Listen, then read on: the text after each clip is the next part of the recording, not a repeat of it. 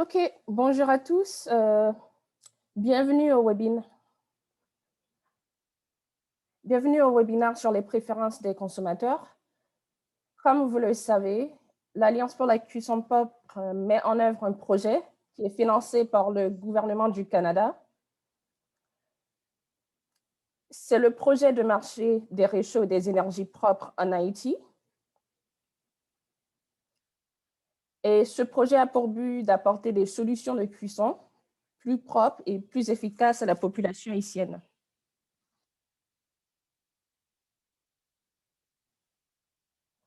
Nous travaillons en étroite collaboration avec le gouvernement haïtien, principalement le ministère de l'Environnement. Nous travaillons également avec d'autres acteurs, comme vous le savez, des acteurs de la société civile, du secteur privé, etc. Donc, dans le cadre de ce projet, nous avons développé une étude en étroite collaboration avec la firme Dalberg sur les préférences des consommateurs, dont nous allons discuter pendant cette session.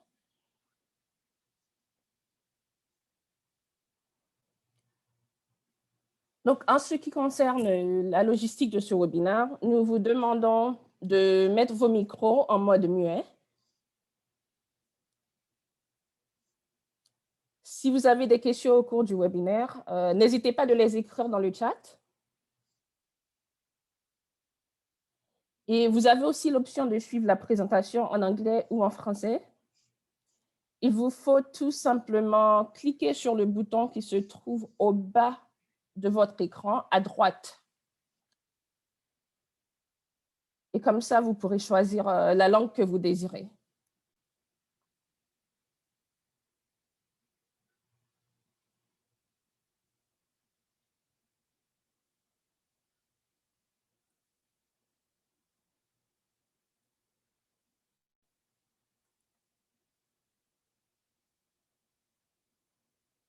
J'espère que vous avez pu choisir la langue que vous désirez et que vous entendez l'interprète. Si vous avez des soucis, n'hésitez pas à nous les écrire dans le chat.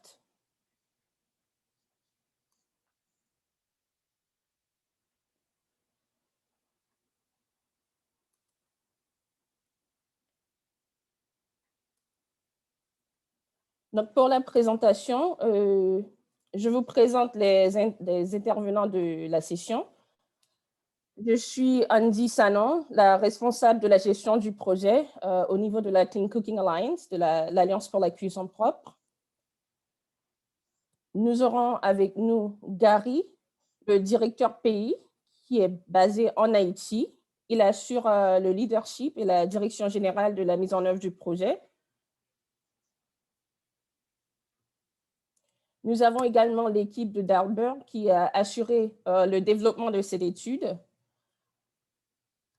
Il y a Michael Sun qui aide à guider les conseillers à Dalberg sur l'accès au financement, aux énergies renouvelables et l'évaluation des programmes de Dalberg dans les régions d'Asie du Sud, d'Asie du Sud-Est et d'Afrique de l'Est. Nous avons également Jasper Gosselt avec l'équipe de Dalberg. Il conseille les clients du secteur privé et public sur des sujets tels que le marketing, le suivi, les études de marché, le trafic et la mobilité, la planification de la vente au détail et l'immobilier.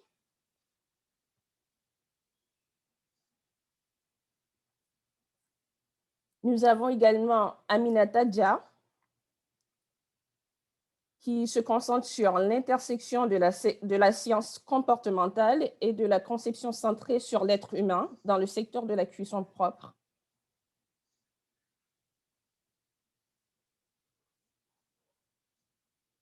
Et nous avons également Gabriel, qui est le leader créatif chez Dalberg Design à Nairobi, au Kenya.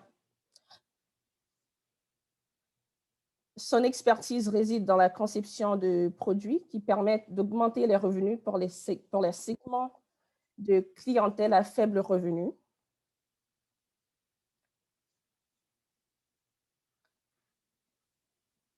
Donc, tous nos intervenants sont dans le document qui était en attache avec l'invitation pour le webinaire, où vous pourrez lire et apprendre beaucoup plus sur eux.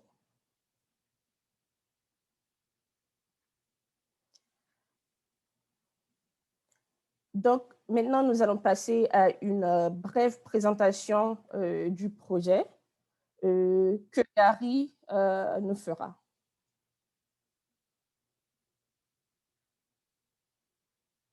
Gary?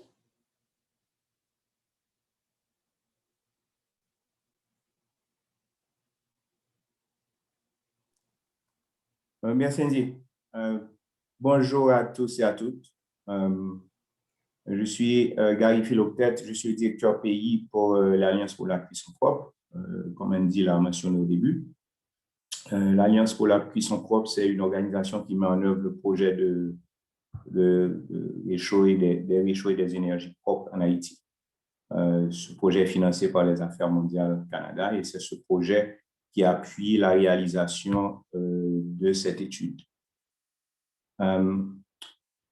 Tout d'abord, je vous remercie d'avoir répondu à notre invitation pour ce webinaire.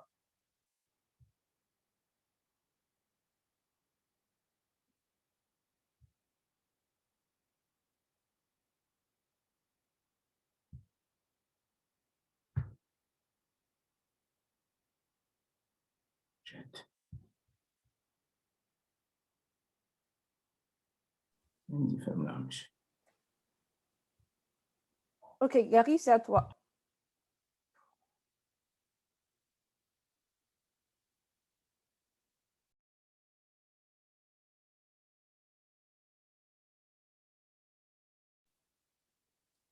Gary, est-ce que tu nous entends?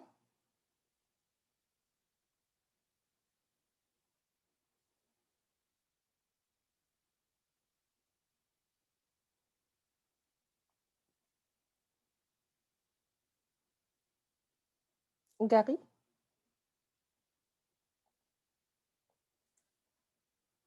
OK, il me semble que Gary a des difficultés techniques.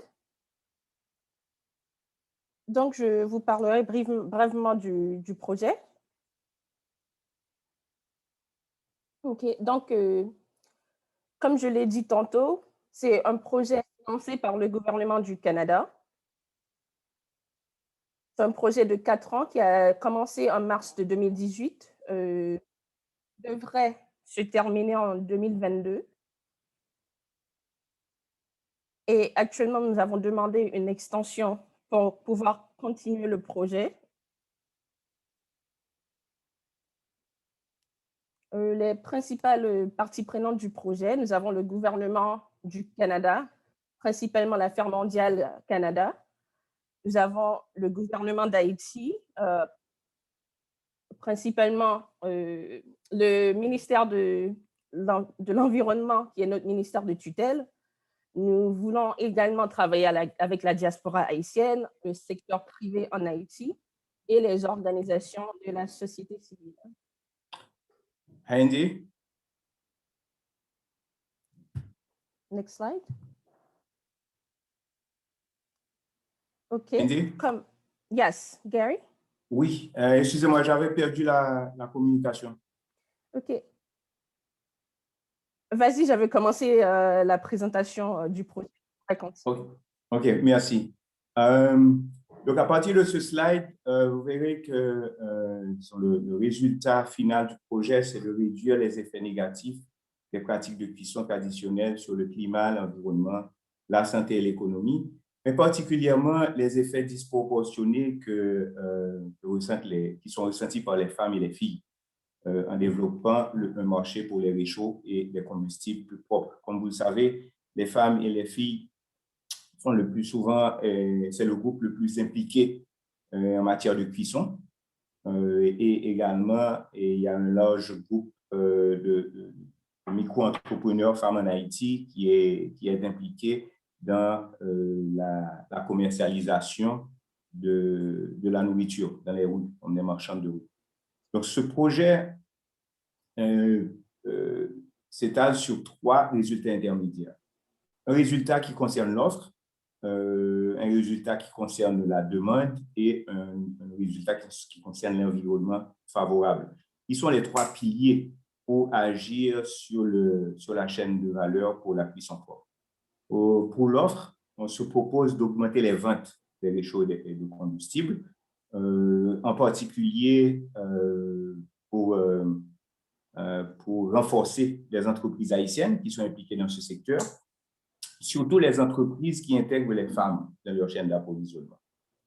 Donc, c'est un résultat qui concerne à renforcer les capacités des entreprises. Comme ça, ils peuvent produire plus de réchauds, ils peuvent renforcer leur capacité de commercialisation pour permettre un accès plus large aux équipements de cuisson propre et aux familles et aux micro-entreprises. Le deuxième axe, le résultat intermédiaire, c'est la demande, qui consiste à accroître l'utilisation des réchauds et de combustibles plus propres et plus efficaces pour les consommateurs, en particulier les femmes. Donc, ceci consistera aussi en des activités de sensibilisation, de renforcement de capacité, de communication entre les différentes parties prenantes, et également consistera à la mise en place de mécanismes de crédit pour accroître l'utilisation des réchauds. Comme vous savez également, et l'accès aux mécanismes de crédit représente souvent un frein à l'utilisation des équipements de cuisson propre. Le troisième résultat intermédiaire, c'est l'environnement favorable, qui consiste à améliorer l'environnement propice à la croissance d'un marché de réchauds et de combustibles. C'est une action qu'on entreprend avec le secteur public, particulièrement le ministère de l'Environnement, qui est le partenaire principal de ce projet. Et c'est une action qui consiste à renforcer les capacités du ministère de l'Environnement et des autres parties prenantes du secteur public, de façon à partir d'analyse de la situation, à développer des politiques publiques, des régulations qui puissent permettre une plus grande utilisation des équipements de cuisson propres sur le marché. Prochain slide.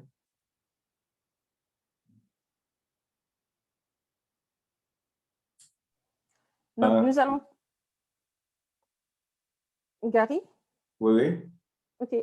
Donc, nous allons passer à la présentation de l'étude qui va se concentrer tout d'abord sur la segmentation des consommateurs et on va vous parler des résumés des résultats, de la méthodologie de la recherche, des segmentations des consommateurs, pardon, et du marketing et des stratégies de produits. Prochain slide. Prochain. OK. Je passe la parole à l'équipe de Dalberg.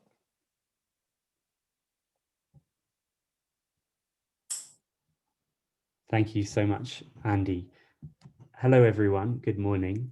I'm Gabriel Smales, creative lead at Dalberg Design in Nairobi. Thanks so much for taking the time to join this webinar. I'm afraid that Michael San, who was originally due to present the opening part of this presentation, has had a family emergency, so I will be sharing on his behalf. We wanted to kick off with an overview of the main results from our report. Firstly, our aim was to provide clean cooking enterprises, market builders, and the Clean Cooking Alliance with the insight they need to design and coordinate the delivery of products, services, programs, and policies rooted in a deeper understanding of consumer behavior. From our research, 5 main segments of urban and peri-urban consumers emerged from our clustering of survey responses, which identified the most significant and distinctive demographic, behavioral, and attitudinal variables. We supplemented the quantitative clustering with qualitative human-centered design methods to generate rich insights on consumer needs and behaviors. We wanted to share a few highlights around product opportunities. Firstly, that physical functionality, for example, the number of burners and the durability of cook stoves, was seen to be very important for almost all segments that we identified.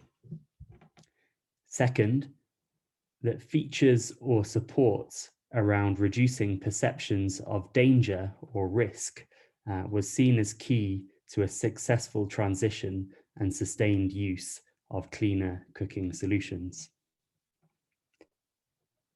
Third, the transition to clean cooking solutions will be gradual, with most urban and peri-urban consumers likely to use charcoal in their fuel stack for some time. Therefore, an initial focus on fuel-efficient and multi-burner charcoal stoves sold at affordable prices is likely to see significant market uptake, including for those consumers who are currently using LPG, given their stacking behavior. Also, we see some opportunity to scale existing LPG stoves and canisters, as there's enough familiarity and a proven market. But in the longer term, we feel there is a market for low-cost LPG stoves and canisters, as well as electric pressurized cookers. Our hope is this report will serve as a useful resource to the many people who have and will go on to have a stake in driving market-based approaches to increasing access to clean cooking solutions in Haiti. I'd like to invite my colleague Jasper to share an overview on the methods. Thank you. Hello, everyone. My name is Jasper Gosselt, Research Director at Dalberg Research. It's good to be here with you today. I'll give you an overview of the main components of the study that we did, and then we'll dive a bit more deeper into the quantitative component of this study. So our study comprised of 4 main components. The first component is a quantitative survey that resulted in data from slightly over 3,000 households, which were interviewed by a local agency called Papyrus, and the data was then analyzed by Dalberg. The second component was primary data collection from a smaller sample of consumers, as well as vendors of cook stoves, with whom we had a more in-depth conversation following a human-centered design approach. And in total, we spoke with 69 people. Then the third component was a series of expert interviews that we used to get a better understanding of the market itself and also the opportunities in the market. And that was supplemented by a fourth component, which was a literature review to deepen and validate our understanding of the market opportunities. Next slide, please.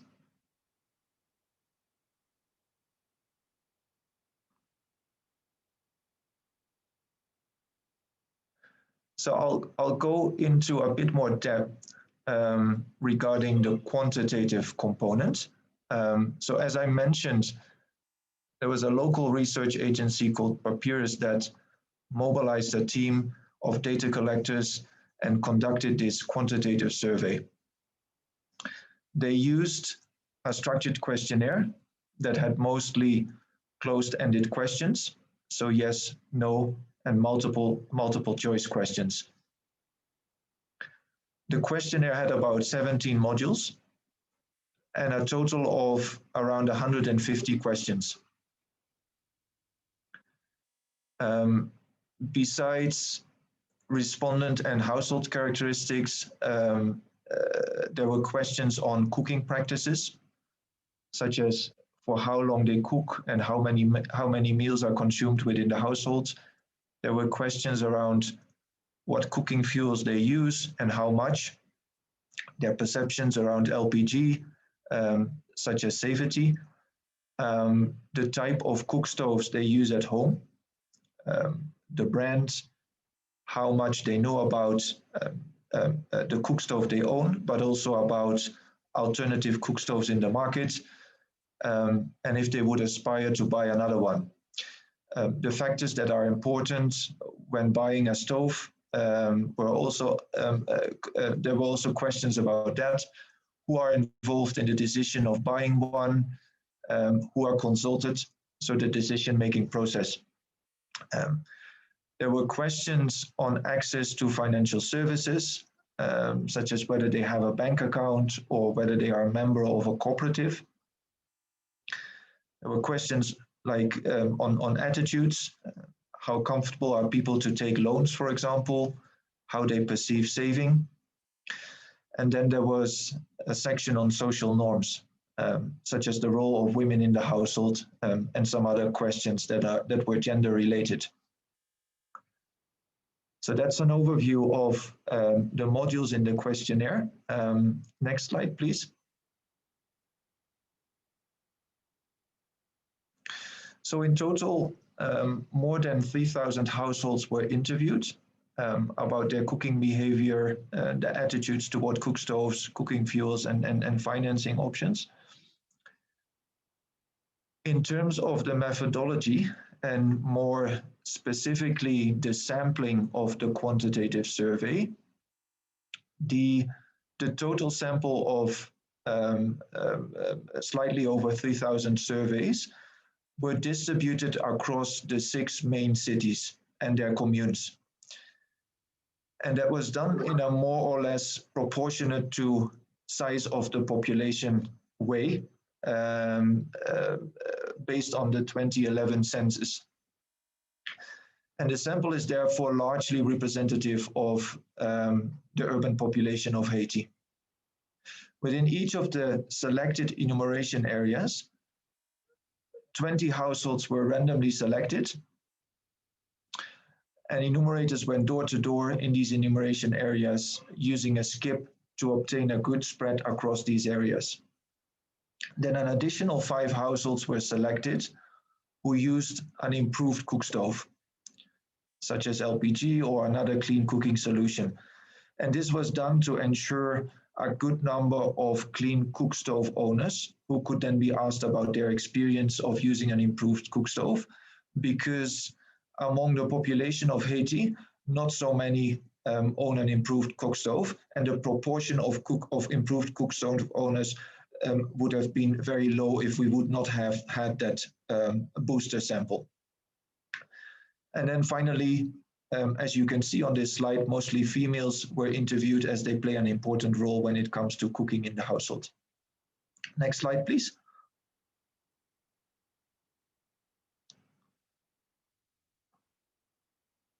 So an important element of the analysis that we did, and finally in how we presented the outcome of this survey and the study itself, was the segmentation.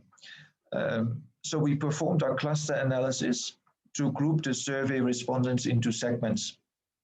So we first selected a number of variables, a mix of contextual, attitudinal, and behavioral questions. And then we ran a model using machine learning that helped us cluster survey respondents based on similar characteristics. So not only in terms of household attributes, but also in terms of behavior and attitudes. And you can see the scatter plot on the slide that shows the output of such a cluster analysis. And we then determined the size of each of the segments using weights. The sample itself was almost self-weighting, but the weights were calculated using the actual size of the population from which the sample was drawn, which is the size of the population in the 6 cities. And then we treated the owners of the improved cook stoves as a separate sample, as they were oversampled and not selected in a purely random manner. So that is about the quantitative component of the study. And I'll now hand it back over to Gabriel for the qualitative component. Thank you, Jasper. On to the next slide, please. Thanks. So human-centered design is a way of thinking about a solution from the perspective of the people that you're trying to serve. So it's all about putting those people at the center of the design and innovation process. Part of that process involves meeting people where they are, understanding their needs holistically and in context, then co-designing, prototyping, and iterating solutions. On this project, we deployed a range of human-centered design methods, from mapping cook stove purchase journeys via in-depth interviews to focus group discussions around cook stove preferences. We also interviewed cook stove merchants to get a sense of what consumers look for when buying a stove and which channels and messages are most effective in reaching them. Next slide, please.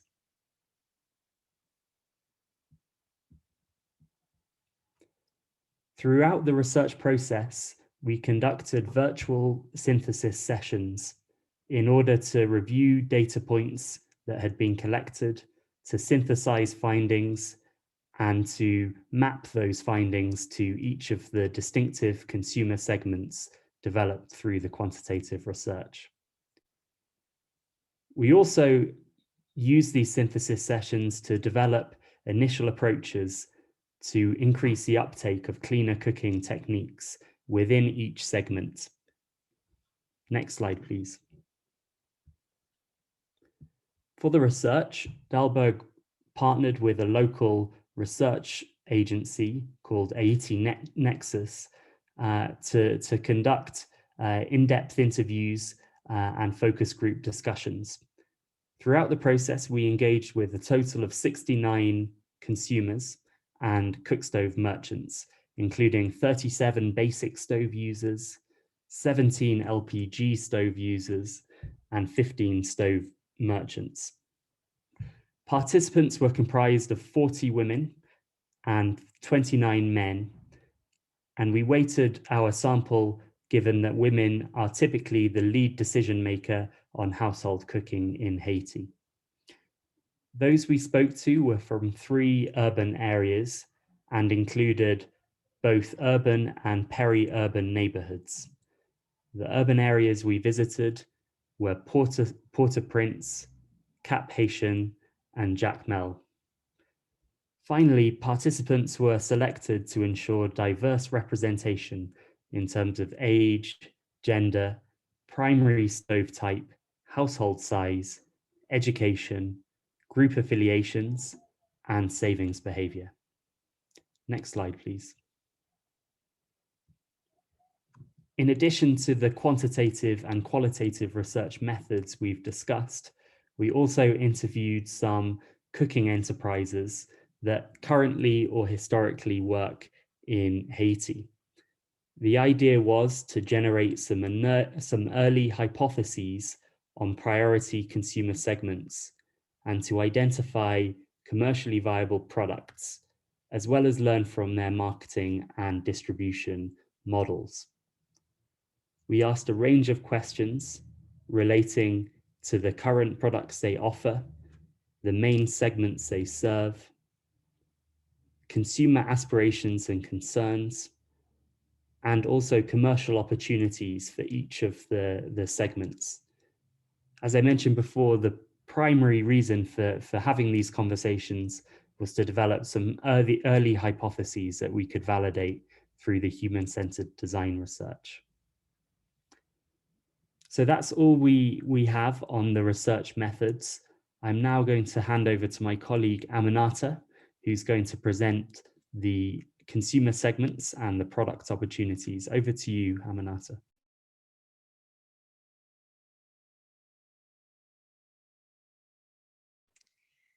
Merci beaucoup, Gabe. Bonjour à tous, je m'appelle Aminata.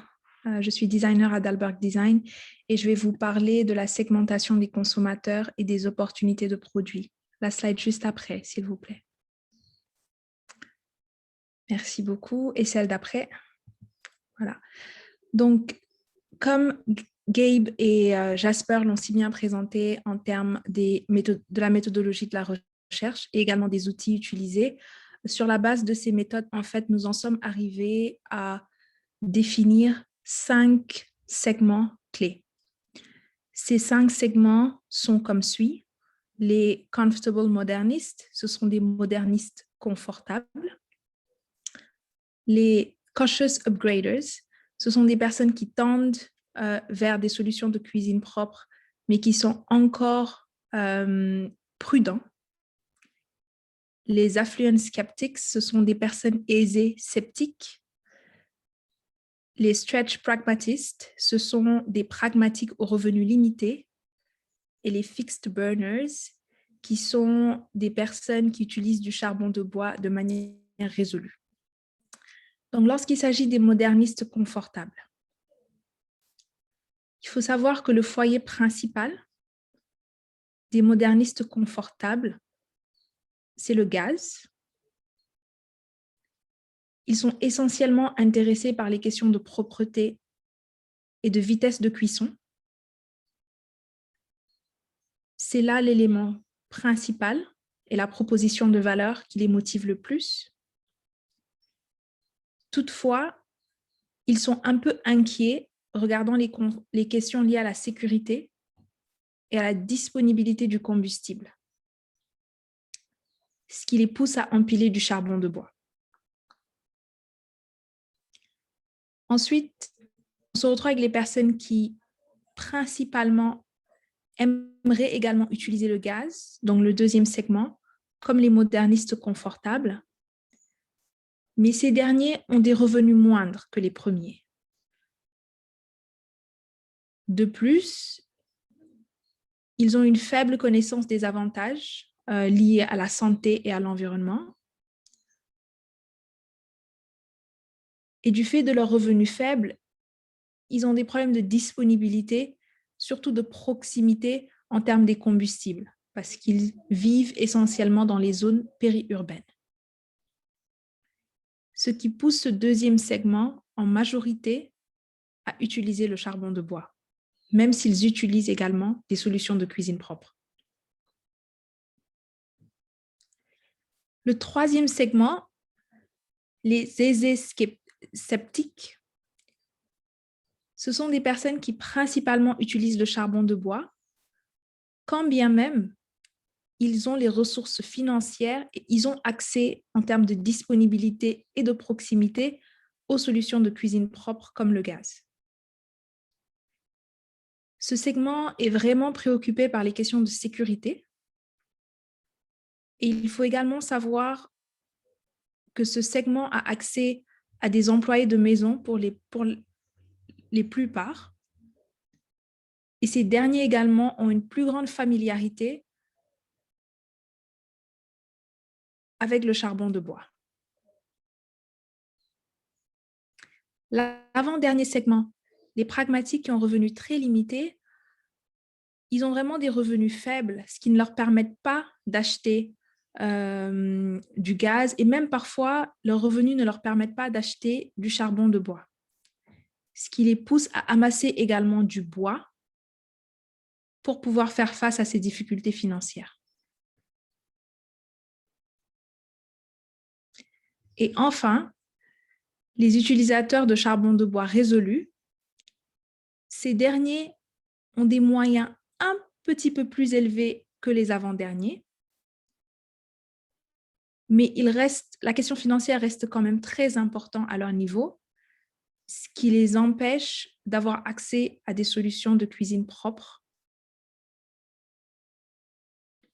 tels que le gaz, et ils sont très regardants sur les questions de durabilité.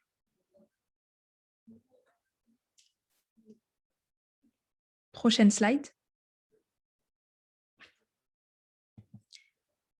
Maintenant, on va d'abord parler des modernistes confortables. Donc, je vais présenter un peu plus dans le détail chaque segment, tout en parlant des axes d'intervention à prioriser pour chaque segment, avant d'aller beaucoup plus en profondeur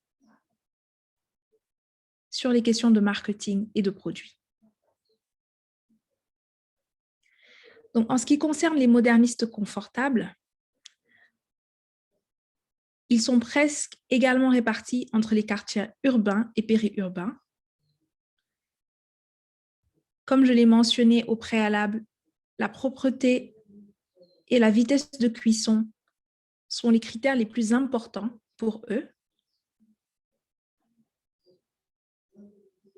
Ils sont dans une situation un peu plus aisée, ce qui fait qu'en majorité, ils n'utilisent pas de charbon de bois, un deuxième foyer avec du charbon de bois. Et enfin, ils sont conscients des effets positifs de la cuisson propre sur l'environnement et la santé.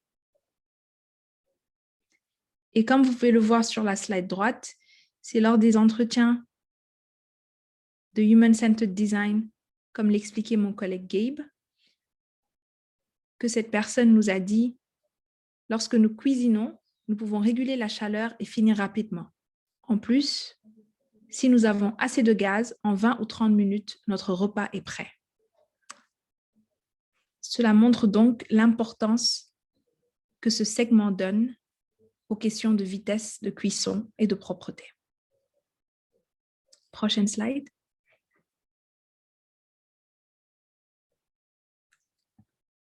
C'est la raison pour laquelle, pour ce segment, les questions d'accessibilité sont vraiment essentielles.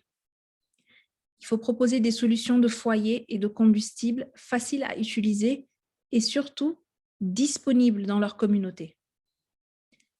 En effet, le moment où vraiment un moderniste confortable va aller acheter du charbon de bois, c'est le moment où le gaz est terminé et ils ne peuvent pas s'en procurer automatiquement. C'est ce que décrit la citation à droite. Parfois, mon gaz se termine et je n'ai pas la possibilité d'aller immédiatement acheter du gaz. Alors, j'achète un peu de charbon de bois pour faire la cuisine pour le reste de la journée. Donc, les questions d'accessibilité sont vraiment importantes. Prochaine slide.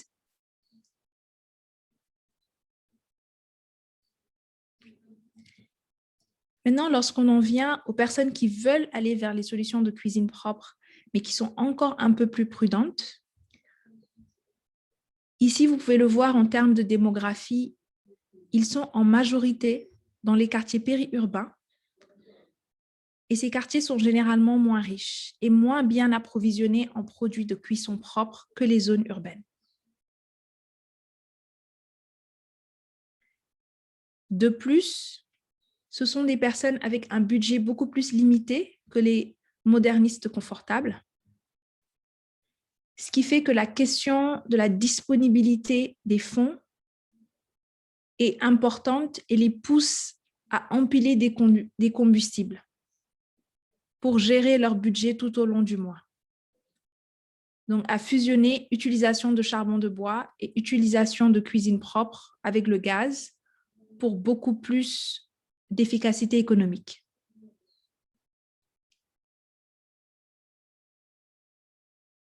Enfin, elles ne sont pas intéressées par les questions de santé et d'environnement.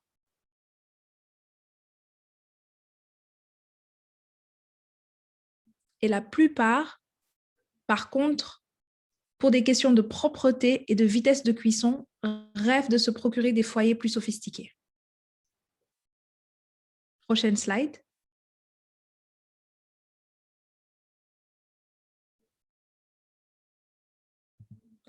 C'est pourquoi, essentiellement, pour ce secteur, l'accessibilité financière est très importante. proposer des programmes de financement pour faire appel à leur capacité d'épargne et leur permettre d'acheter des cuisinières à plusieurs brûleurs et des foyers améliorés et à charbon de bois. Puisque l'envie est là, comme la personne nous le dit sur la slide à droite, j'ai besoin d'un bon foyer pour ne pas aller ailleurs pour cuisiner. Il y a certains modèles de foyer que nous devons avoir. Ce qu'elle n'a pas dit, c'est qu'il faudrait qu'on puisse y avoir accès. Prochaine slide. Le troisième segment, les personnes aisées sceptiques. Comme vous pouvez le voir, ce sont des personnes qui à 70% vivent dans les quartiers urbains, riches et aisés. La question financière et la question de l'accessibilité des produits n'est pas un souci. Ce sont des personnes qui préfèrent le charbon de bois parce qu'eux-mêmes ou leurs employés de maison sont plus à l'aise pour l'utiliser. De plus, il y a une peur réelle liée aux questions de sécurité. Comme une personne a pu nous le confier, on peut le voir sur la droite. Ils considèrent les bonbonnes de gaz comme dangereux. La bonbonne peut exploser. Le charbon de bois est bien plus pratique. Prochaine slide. Raison pour laquelle, pour ce segment en particulier, la familiarité est vraiment l'élément clé. Proposer des foyers et des produits connexes plus propres, connus et faciles à utiliser, avec la possibilité d'imiter les caractéristiques des foyers à charbon de bois traditionnels. Ça permettrait de transformer cette personne qui dit « Je n'essaierai pas d'acheter un foyer au gaz parce que je ne sais pas comment il fonctionne », en une personne qui se sentirait en confiance puisque comprenant les modalités de fonctionnement. Prochaine slide. L'avant-dernier segment, donc les pragmatiques aux revenus limités, ce sont des personnes qui, comme on peut le voir, essentiellement vivent dans les zones périurbaines, mais vraiment périurbaines moins aisées, avec des revenus très très faibles.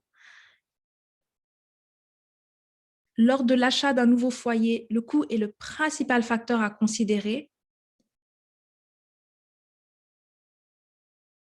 Parfois, les questions financières sont tellement importantes qu'il leur arrive d'utiliser du bois, même pas du charbon du bois, mais du bois, puisque ne pouvant même pas se procurer le charbon de bois. Cependant, ce sont des personnes qui sont prêtes à faire un prêt, plus que tout autre segment, pour accéder à des solutions de cuisine propres. Ce sont également des personnes très ancrées dans leur communauté, comme nous pouvons le voir à droite. Cette personne nous confie « Vous allez à l'église, vous entendez le sermon, et lorsque vous avez un problème, il y a d'autres membres qui vous aident à prier. » L'église devient alors une famille. Donc, l'ancrage communautaire est un point clé pour ce segment. Prochaine slide. Ce qui fait que les questions d'accessibilité financière sont vraiment au cœur des interventions pour accompagner ce segment. Proposer des fours à charbon de bois économes en combustible, ainsi que le financement requis pour permettre aux consommateurs d'accéder aux avantages financiers d'une cuisson plus propre. Ils nous le disent à droite, il n'est pas toujours facile pour nous de nous procurer des foyers améliorés à charbon de bois. Prochaine slide. Enfin, le dernier segment, ce sont les personnes qui utilisent le charbon de bois de manière résolue. La citation à droite le capture. Lorsque la personne nous dit « Je me sens bien avec mon foyer à charbon. Je l'utilise bien. » C'est donc un segment où la question financière est toujours importante. Il se rapproche assez bien de l'avant-dernier segment, sauf qu'ils ont une capacité de financement un peu plus élevée. Et donc, ces derniers sont beaucoup plus regardants sur la question de la durabilité et la multiplicité des brûleurs. ce sont des facteurs qu'ils prennent vraiment en compte lors de l'achat d'un nouveau foyer, puisque lorsqu'ils prennent la décision d'en acheter un, ça devient vraiment un investissement financier. Prochaine slide.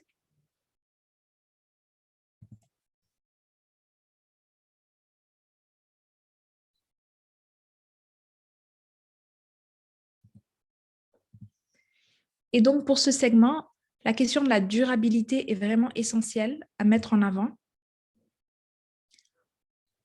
Proposer des foyers en matériaux durables et robustes qui permettent une longue durée de vie et une utilisation constante avec différents types de combustibles issus de la biomasse. On peut le voir sur la citation à droite, qui capture vraiment ce qu'ils recherchent en termes de proposition de valeur par rapport aux produits. Nous recherchons un métal plus épais, car le feu ne le détruit pas aussi vite. Quand nous achetons un foyer avec un métal fin, il se gâte facilement.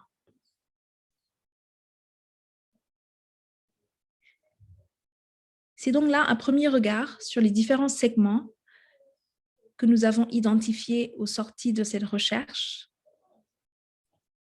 et les différents messages clés à proposer pour chaque segment.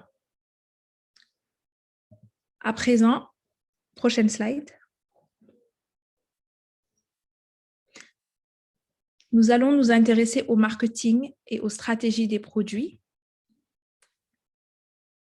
Donc, cette première slide, en termes d'analyse des besoins en matière de produits, résume les différents messages clés énoncés juste un peu avant. Sur cette slide, on peut donc visualiser les différentes propositions de valeur et les besoins clés des consommateurs.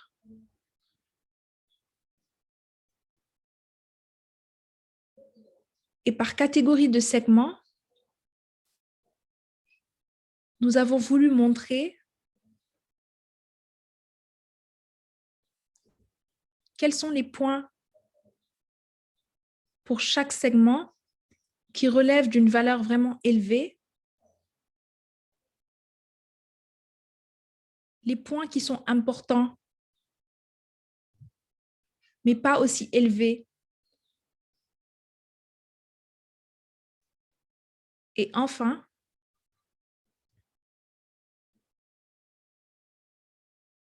ceux qui ne sont pas réellement importants, encore une fois, compte tenu des segments. Et donc, comme on peut le voir, les modernistes confortables privilégient vraiment les questions liées à la sécurité et à l'accessibilité. Et ici, l'accessibilité est vraiment définie pas comme l'accessibilité financière, mais par rapport à la proximité d'accès des produits et des combustibles. Les questions liées à l'efficacité énergétique, c'est-à-dire la quantité d'énergie libérée par unité de combustible, liées à la vitesse de cuisson et à la durabilité, sont également très importants pour ce segment. Le sont moins la question de l'accessibilité financière.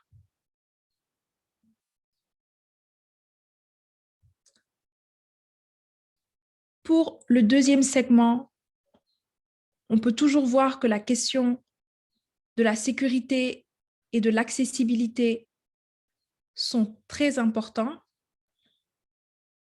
Mais par exemple, la question de l'accessibilité financière devient moyennement importante puisque, comme nous l'avons vu avant, ils ont des revenus un peu plus faibles que le premier segment.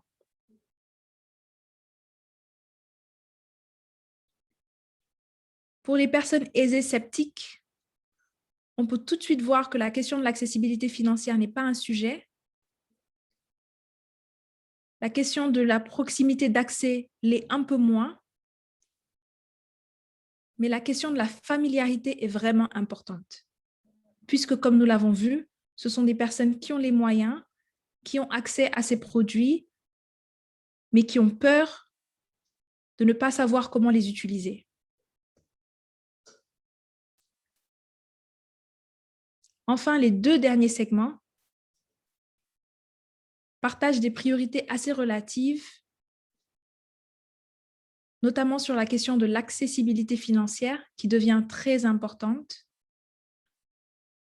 et de la fonctionnalité. Et surtout de la durabilité, la qualité de la structure et des matériaux des foyers utilisés, qui a un impact également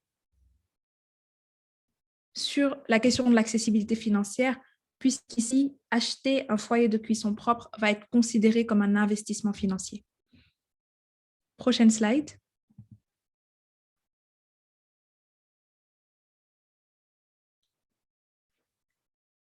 Et donc, comment est-ce que cela se manifeste par produit, par segment?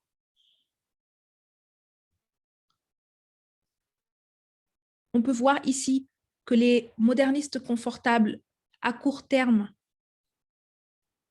pourraient utiliser des solutions de cuisine propre axées sur le gaz et qu'à long terme, ils pourraient s'acheminer vers de la cuisson électrique. On le voit également au niveau du deuxième segment, qui à court terme, même pour éviter l'utilisation d'un foyer secondaire uniquement autour de charbon de bois, pourrait utiliser le foyer amélioré à charbon de bois qui génère moins d'émissions de CO2, de sorte à aller sur du long terme vers uniquement des solutions de propane et de gaz.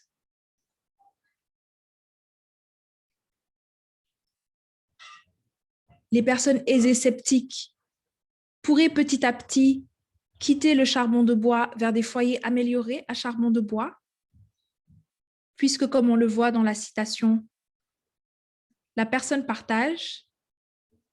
Dans un premier temps, j'aimerais savoir comment utiliser le foyer amélioré. Ensuite, j'aurai besoin que quelqu'un me montre comment il fonctionne. Et ce segment pourrait à long terme, sans problème, aller vers des solutions électriques. Enfin, les deux derniers segments pourraient également s'acheminer vers des solutions améliorées de charbon de bois qui seraient économiquement beaucoup plus avantageux pour leur permettre petit à petit une transition vers des solutions de gaz à bas prix et qui pourraient prendre en compte leurs contraintes financières. Prochaine slide. Rapidement, sur les questions d'opportunité, je vais y aller rapidement de sorte qu'on puisse avoir l'opportunité de revenir dessus dans la session de Q&A. Ce qu'il faut retenir ici est vraiment lié à ce que Gary disait dans la session d'introduction des objectifs de la recherche, c'est-à-dire de pouvoir comprendre quelles sont les opportunités qui peuvent être saisies sur le plan de l'offre, de la demande, et celles qui demandent une construction d'un environnement beaucoup plus favorable. Donc, par exemple, les actions rapides, ce sont des actions moins centrées sur la construction structurelle de cet environnement favorable, mais qui va plus aller sur le premier volet de l'offre. Et donc, ce sont des initiatives à moindre coût et la majeure partie de ces opportunités reflètent déjà les produits présents sur le marché, tels que les gaz fabriqués à partir de matériaux durables et robustes,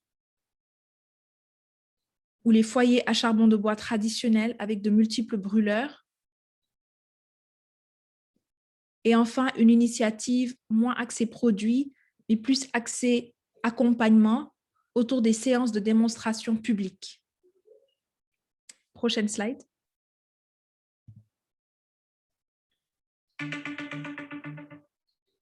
Et là, on se retrouve sur des actions beaucoup plus orientées moyen terme, où le besoin en financement et en investissement en infrastructure devient déjà un peu plus important. Et il est également nécessaire d'impliquer effectivement les fournisseurs locaux, les communautés et le gouvernement. Donc là, on se retrouverait vraiment dans de l'utilisation généralisée du gaz comme principal foyer de cuisson.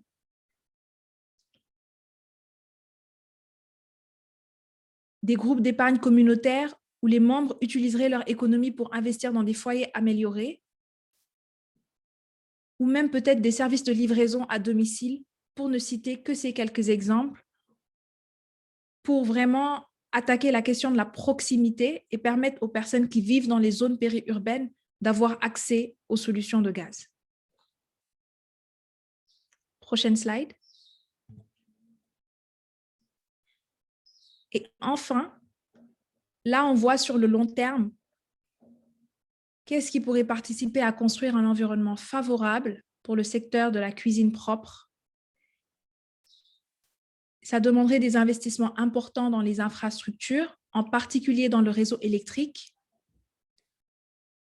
et également des changements en termes de réglementation en matière de microfinance. En termes d'impact, on pourrait se retrouver à avoir des personnes qui utilisent des autocuiseurs électriques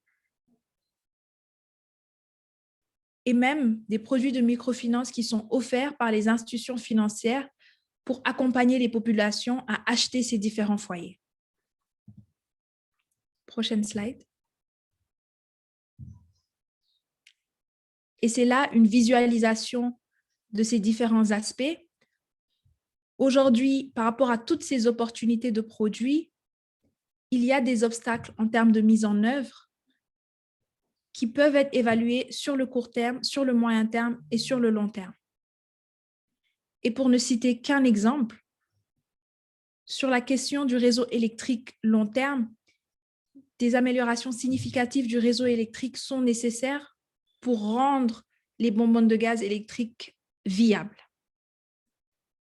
Et de manière plus court terme, aujourd'hui, lorsqu'on parle des foyers améliorés à charbon de bois, les questions relatives au prix sont très importantes pour permettre aux différents segments de consommateurs d'y avoir accès. Ce sont là quelques exemples pour montrer les leviers de faisabilité sur lesquels on peut s'appuyer par rapport à chaque initiative dans la durée et dans le temps. Dernière slide. Enfin, on voit sur cette slide qu'il existe également des stratégies transversales de promotion et de distribution pour tous les segments. Ce sont là des messages qui doivent être adaptés en fonction des caractéristiques démographiques de chaque segment, mais qui parlent vraiment de cette expérience de communication. Un premier point peut être vraiment d'ancrer le message de marketing et de communication dans la réalité locale des populations à travers des séances de démonstration publiques qui permettent de créer des expériences inclusives où les gens viennent en famille, ou par exemple les stretch pragmatistes, les pragmatistes aux revenus limités, mais qui sont très ancrés sur les questions de communauté, peuvent venir ensemble avec leur famille. Les personnes aisées sceptiques également peuvent venir avec leur famille et partager sur ces différentes questions. Et bien sûr, les instruments sont également là et on pourra revenir sur tous ces points plus en détail dans le Q&A. Andy, je te retourne la parole. Merci beaucoup. Merci Aminata, merci Gabrielle pour cette présentation intéressante. Maintenant, nous allons passer à la session de questions et réponses. Je crois pour commencer, nous pourrons commencer avec les questions que nous avons reçues durant l'enregistrement. La première question, c'était quelle était la méthodologie de cette étude? Je crois que c'est une question qui a déjà été répondue. Je ne sais pas si Gabriel ou Aminata, si vous avez autre chose à ajouter à cette question.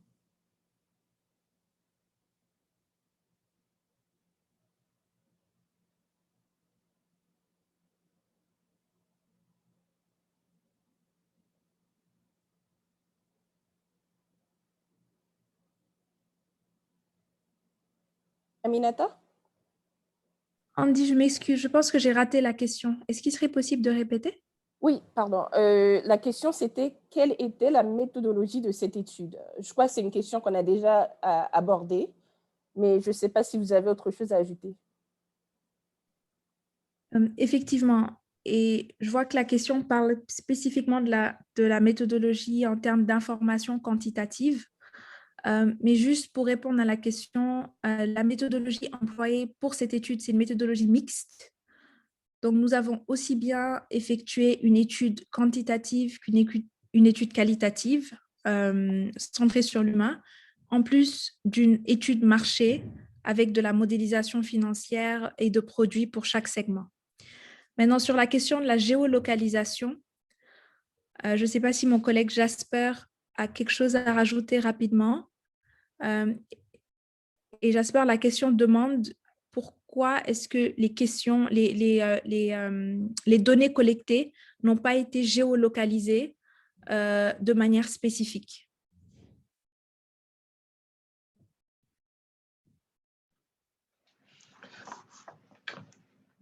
That's a good question. Let me try and answer that.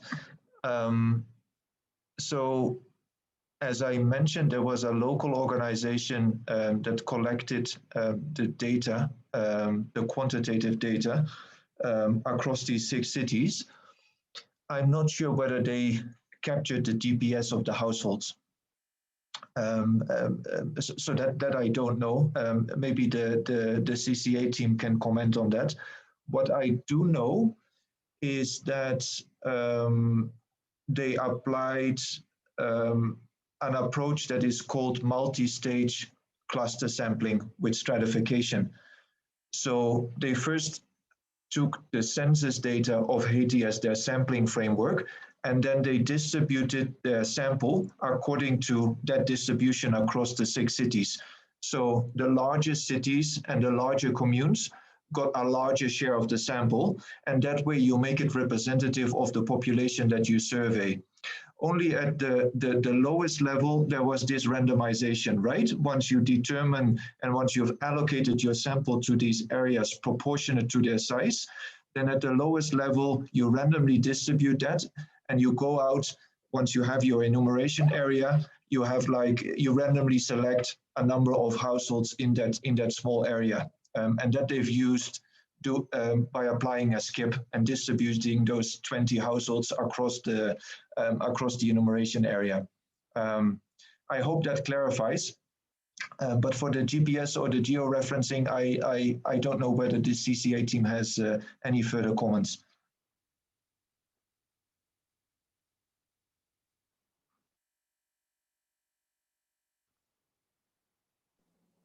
Je crois que ma collègue Julie, qui fait partie de l'audience, pourrait répondre à cette question. Julie?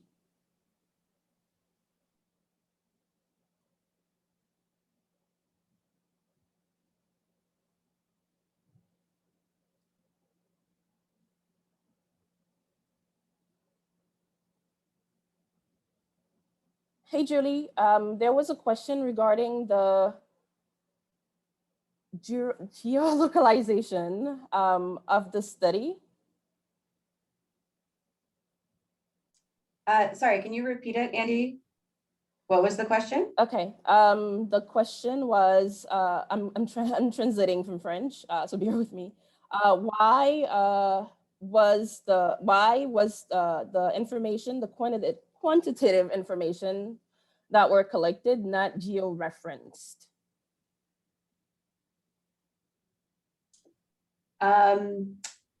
Yeah, I don't have a specific reason for why.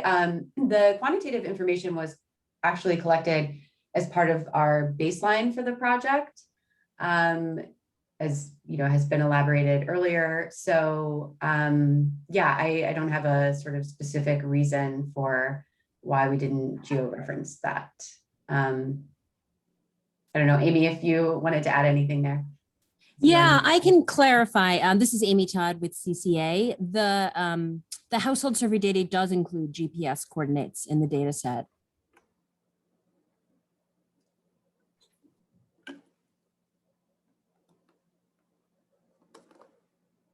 Okay, thanks, Amy. I think we have our answer to this question. We can pass on to our next question, which is for Gary. What is the CCA doing to ensure that its work is carried out permanently by local actors and becomes sustainable in Haiti?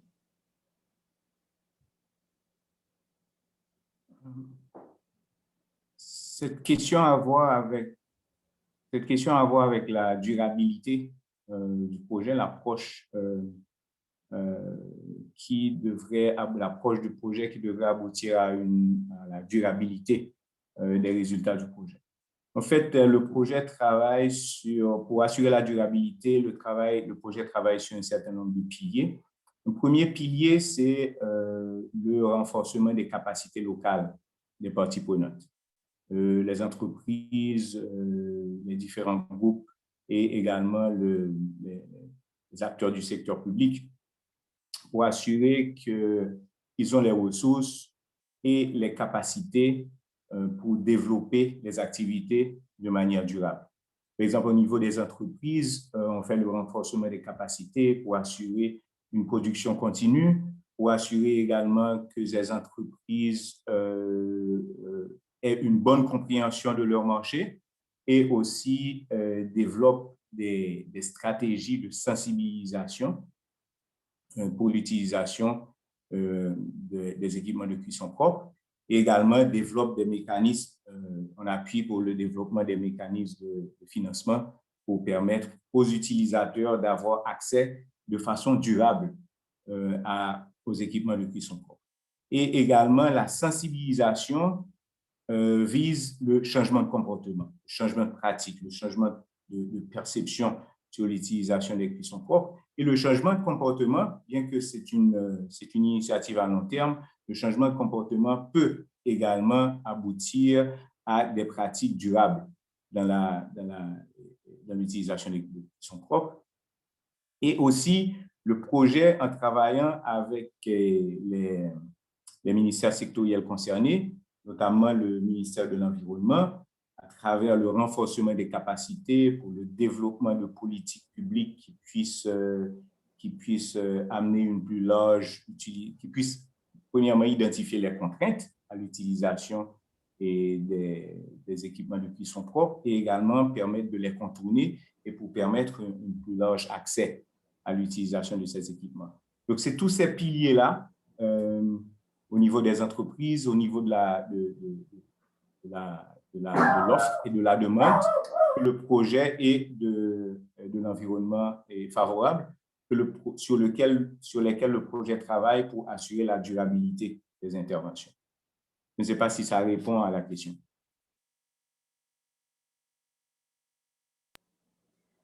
Thank you, Gary. I think the next couple of questions are also for you. Is there a plan to extend the study to rural areas? Bon, le projet se concentre actuellement sur les zones urbaines et périurbaines parce que, comme vous le savez, ce sont ces zones qui utilisent le charbon de bois, qui utilisent les équipements de cuisson propre. Donc, une première action pour élargir l'utilisation des équipements de cuisson propre, c'est surtout à travers ces zones-là. Et comme vous le savez, en milieu rural, c'est surtout le bois qui est utilisé. Donc, on n'exclut pas de travailler dans le milieu rural, mais pour le moment, le focus, c'est dans les zones urbaines et périurbaines où se concentrent la plupart disons la grande majorité des utilisateurs d'équipements de cuisson traditionnels et d'équipements propres, de cuisson propre. Pour avoir un impact, c'est cette partie de la population, ce segment de la population, il est pour le moment nécessaire d'adresser, de se focaliser. Gary, this one's also for you. What incentives are proposed to encourage the use of clean cooking among consumers and suppliers? L'un des incitatifs principaux qu'utilise le projet, c'est le développement de mécanismes de financement pour permettre aux utilisateurs d'accéder aux équipements de cuisson propre. Ce sont des mécanismes qu'on développe en partenariat avec des entreprises et avec des institutions de microfinance. Et comme vous le savez, il y a beaucoup de familles qui voudraient bien utiliser des équipements de cuisson propres, mais qui ne peuvent pas le faire parce que ces familles n'ont pas les moyens, les ressources, les moyens économiques et les ressources pour le faire. On a vu ça également au cours de la présentation des résultats de l'étude, les différentes contraintes auxquelles les potentiels utilisateurs font face.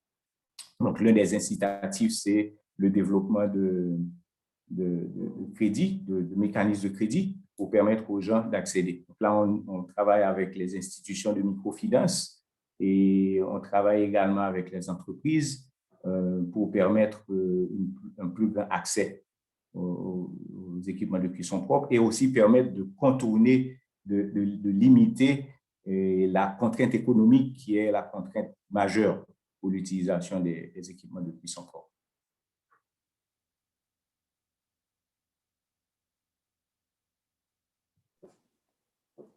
The next question reads, are there any potential agreements with the Ministry of Commerce, Finance, and Public Works for the application of tax exemptions and energy sources for clean cooking?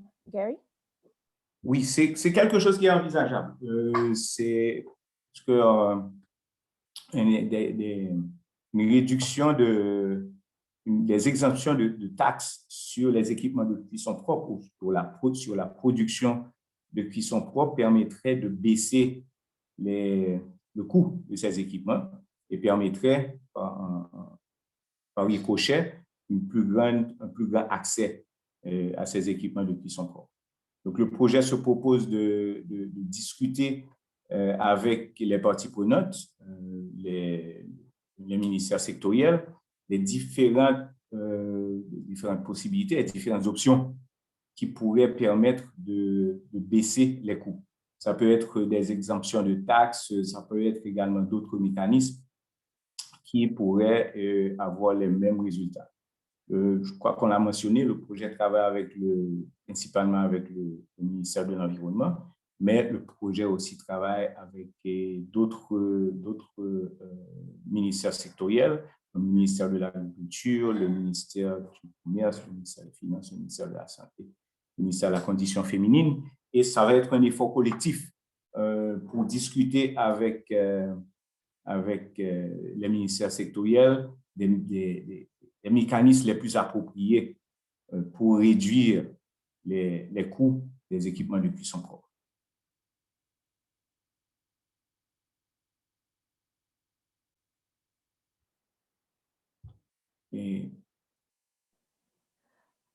We're going to pass to the questions asked during the session.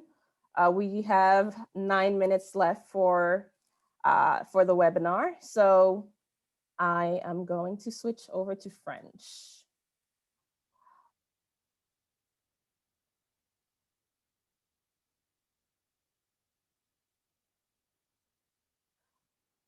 Okay. Donc, un commentaire de M. Odat Eder du ministère de l'Environnement. Bonjour à tous et à toutes. Je tiens à vous remercier pour cette si enrichissante présentation.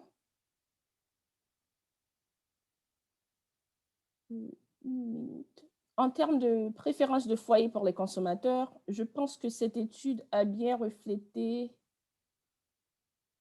a bien reflété la réalité du secteur. Et oui, je suis satisfait en tant que point focal par le ministère de l'Environnement d'Haïti pour le projet. Alors, tenant compte des modèles de réchaud, c'est bien. Allons vers la rubrique de la qualité de la structure en termes de durabilité. Je pense qu'il faut voir aussi la capacité calorifique du produit du bois, qu'est le charbon. En gros, quel type d'arbre pouvant fournir plus de calories en temps record? Et pourquoi pas remonter vers le mode de production, même du charbon de bois, pour garantir la durabilité de cuisson?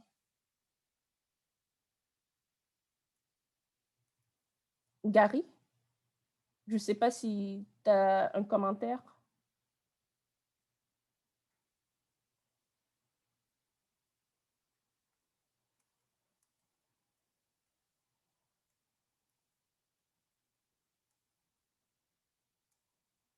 Allô, vous m'entendez? Oui, ça va maintenant? Oui, oui. Oui.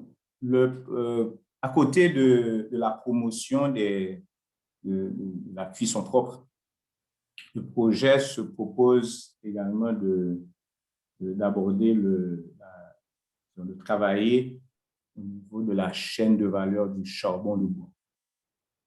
Ceci parce que, disons, ceci se fera à travers des actions, des appuis techniques et financiers à des organisations qui travaillent au niveau de la promotion des forêts énergétiques, au niveau de la production améliorée du charbon de bois. Donc, le charbon de bois, comme produit de cuisson, est aussi pris en compte, mais pas de façon directe, mais à travers des organisations qui travaillent dans le domaine pour un appui pour améliorer ce que j'ai cité là, comme production du charbon, comme également la promotion des forêts énergétiques. C'est au niveau de la chaîne de valeur du charbon de bois, c'est sur ces aspects-là que le projet compte travailler à travers avec des partenaires. Je ne sais pas si ça répond à la question, s'il faut ajouter quelque chose.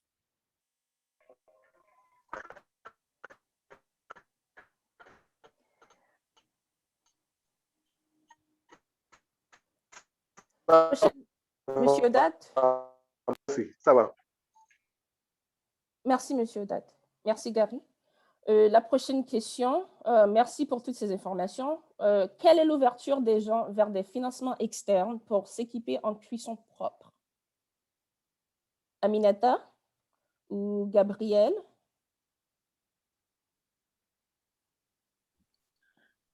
Merci Andy. J'ai fourni un premier élément de réponse dans le chat par rapport à cette question en disant justement que l'ouverture à des financements externes pour acquérir des solutions de cuisine propre dépend des segments. Par exemple, le segment 3, les pragmatistes à revenus limités, comme on l'a mentionné, ce sont des personnes qui sont ouvertes à l'emprunt pour financer l'acquisition de bonbonnes de gaz, sachant que le prix de la bouteille est très élevé. Il y a également des organisations qui fournissent des prêts employés pour les accompagner à acheter des solutions de cuisson améliorées. Mais voilà, cela dépend, l'ouverture existe, mais cela dépend des segments. On a également parlé à des personnes qui ne considéraient pas l'option de prendre un prêt pour acheter des solutions de cuisine propre. Donc ça dépend vraiment de la personne et du segment dans lequel il se trouve et de sa manière de son rapport au prêt et à ces questions-là. Je ne sais pas si Gabe, do you want to add anything on funding, external funding, people who are open to loans? Thank you, Aminata. In terms of external funding, I think it could be interpreted in terms of finance, which I think Aminata has addressed, but also in terms of subsidy. And I think across all segments, there would be no reason why a subsidy couldn't be baked into the cost of a product sold in the open market. Now, whether that's feasible, from a business model perspective is another question. But I know, for example, that segments 4 and 5, the stretched pragmatists and fixed burners, would greatly benefit from any subsidy to the end product that improves the affordability given the pressures on their income. So nothing further to add there. I know that in the quantitative survey that we did generate some data on whether people are open to financing for other assets in the household. However, we'd have to look back at the primary data before taking that call. Thanks, Amanata. We have one more question, and I think for the rest of the questions, as we're running out of time, we will answer everything in a document and share it with all the participants. So there's one question that we received during the registration process. How can we advance electric cooking in Haiti? And there is a comment also regarding electric cooking. From Allison. I'm disappointed to see the findings basically say that people might be able to cook beans with electricity in Haiti in 5 to 10 years. Our microgrid customers are cooking all types of food with electricity now, and they love it. There's plenty of demand in places where there is electricity. As the electricity sector changes and grows, CCA engagement and multi-solving for cooking and electricity would be helpful in getting people actually clean cooking. How can we advance electric cooking in Haiti? Gary? Oui, c'est un aspect sur lequel le projet se propose de travailler aussi. Parce qu'en fait, la cuisson électrique représente également une option de cuisson propre. Évidemment, ça dépend de la disponibilité en énergie électrique. Donc, dans les endroits où c'est propice, le projet se propose de travailler avec des partenaires en appuyant des initiatives de promotion d'utilisation, de promotion de la cuisson à partir des équipements électriques. Donc, cet aspect n'est pas exclu et cet aspect est pertinent et fait partie des différentes options que le projet envisage d'appuyer. De même qu'on se propose de renforcer les capacités des entreprises travaillant dans la production et la commercialisation d'équipements propres. On se propose également de travailler avec des partenaires, des organisations qui également font la promotion de l'énergie de cuisson à partir de la cuisson électrique. Donc, c'est quelque chose qu'on envisage et on espère que durant le temps d'exécution du projet, il y a des initiatives qui vont être appuyées en ce sens. Merci, Gary. Donc, nous arrivons à la fin de notre session. Merci à tous de nous avoir rejoints ce matin. Pour les questions à laquelle nous n'avons pas eu le temps de fournir une réponse, nous enverrons une réponse écrite. Nous allons également partager l'étude complète avec vous dans les prochains jours. Et donc, je passe la parole à Gary pour clôturer cette session. Okay, merci Andy. Merci à tous et à toutes. J'espère que ce webinaire a été fructueux et productif, en témoigne des différentes questions qu'on a reçues. Je pense aussi que cette étude a fourni des informations pour mieux comprendre les différents segments d'utilisateurs et également comprendre les opportunités et les contraintes à l'utilisation de la cuisson. Et je pense aussi que les résultats de cette étude vont permettre de mieux aborder les différents aspects de la chaîne de valeur de la cuisson propre et à moduler les stratégies de sensibilisation, de promotion, d'encouragement et d'équipement de la cuisson propre, non seulement pour le projet, mais aussi pour les partenaires, les ministères sectoriels et en matière de régulation et d'incitatifs, et également tous les parties prenantes. Et je remercie l'équipe de Dalberg pour la réalisation de cette étude, qui est une étude très intéressante, qui va nous être très utile dans la mise en œuvre du projet. Je remercie aussi les collègues de la CCA, mes collègues qui ont coordonné l'organisation de ce webinaire. Nous continuerons à partager avec vous les résultats d'autres études au fur et à mesure que nous les mènerons.